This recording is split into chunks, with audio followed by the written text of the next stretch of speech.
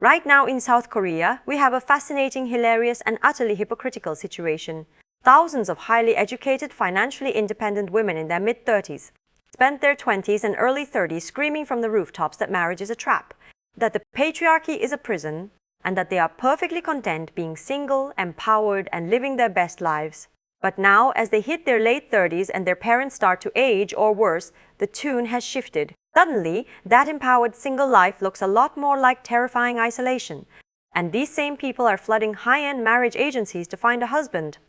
It is a classic case of demanding total, unrestricted freedom, while expecting the security of the very traditional structure they spent a decade tearing down. The societal backdrop is a profound structural clash of errors that many refuse to acknowledge until it is far too late, leaving them paralyzed in the face of inevitable reality. Women are now operating within a modern, hyper-individualized, and intensely competitive labor market that demands total, uncompromising availability. Yet they are simultaneously trapped by the persistent, antiquated expectation to conform to traditional, patriarchal familial roles should they eventually enter into marriage. This profound structural dissonance is the foundational root cause of their current existential crisis.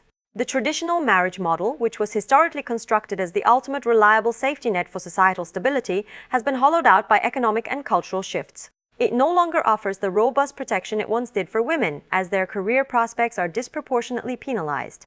Yet it remains just as demanding, if not more so, regarding the backbreaking burden of domestic labor and the inevitable crushing responsibility of childcare.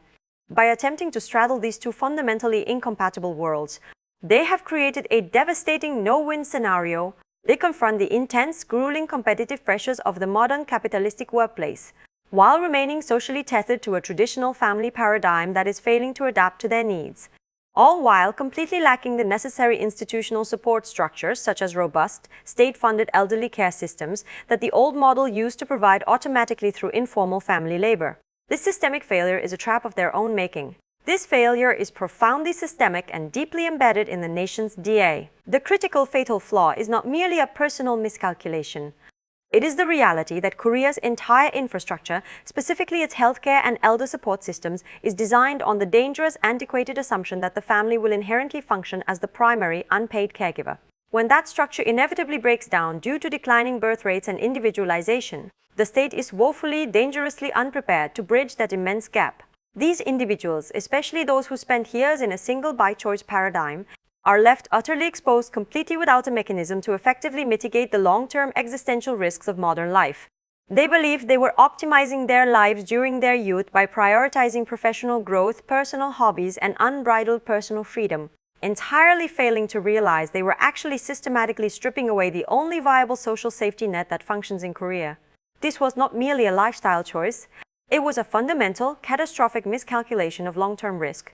Furthermore, the marriage market itself is exceptionally rigid and commodified. It operates on a cold, ruthless status-matching framework that treats human worth, particularly for women, as a rapidly depreciating asset. By voluntarily opting out of this market during their peak years, they ignored the harsh, undeniable reality of age-based depreciation until it was far too late, effectively handicapping their own future utility in a high-stakes market that does not care one bit about their personal journey of empowerment or their best life narrative. And it is vital to understand that this is far from an isolated Korean phenomenon. It is the inevitable, brutal outcome of a global trend toward urban, atomized living, where the sheer, crushing cost of basic existence forces a zero-sum game between career stability and family formation. We see strikingly similar patterns in Japan, where the demographic phenomenon of parasite singles and the subsequent social isolation of the elderly have become a pressing, unsolvable demographic nightmare. And in many Western urban centers, where the financial barrier to entry for building a stable family has become effectively insurmountable for the average individual. The intense, often brutal cynicism witnessed in online debates where both men and women aggressively shout, "I told you so" at each other, stems from a collective, painful realization that marriage is not a trivial, optional lifestyle accessory to be engaged with only when convenient. It is a high-stakes, high-effort survival enterprise. The prevailing pervasive skepticism toward the possibility of finding an ideal partner in one's late 30s is a brutal, deeply pragmatic reaction to this undeniable reality. The visceral fear of total loneliness is universal, and this conflict brings to the surface deep-seated, often uncomfortable anxieties about the very viability of our future, our economic survival, and the rapidly shifting, often unreachable definition of what it truly means to live a successful life in a society that has optimized itself into a corner. But why would they actually demand this? Why the sudden shift? It is actually quite blunt. It is human psychology colliding head-on with ruthless capitalist market dynamics. You see, in Korea, everything is commodified, even marriage. These individuals were fighting for their share of the financial pie, competing in a hyper-competitive labor market, and they believed they were optimizing their lives by postponing family commitments. But when the reality of aging sets in, when they realize that being single is not a badge of honor, but a high-risk financial strategy that lacks an exit plan for when you are 70, they turn to the marriage market as a safety net. So why does society react this way? It is because Korean society is still built on the assumption that family is your primary insurance policy. When people try to bypass this, they are not just choosing a lifestyle, they are opting out of the only social safety net that actually functions. The cultural concept here is hayo, or filial piety. It is deeply ingrained. While modern Koreans are breaking away from many traditions, the expectation that someone in the family will take care of you in your old age remains the default. When a woman in her 30s decides to be single by choice, she is effectively saying, I do not need that system. When that system inevitably breaks down, she realizes she has no replacement. So what happens when they finally get exactly what they asked for and decide to go back and get married? Well, the backfire is spectacular.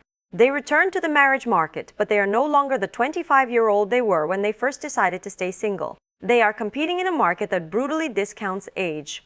The hypocrisy is that they expect the market to honor their new desire for security, ignoring the very cold logic of the market they used to thrive in. They try to apply the same entitled, demanding logic to a market that no longer values their independence as an asset, but sees their age as a liability. The market, in its absolute cold capitalistic brilliance, does not care about their empowerment phase. It only cares about the current value, and that value has plummeted while they were busy not needing anyone.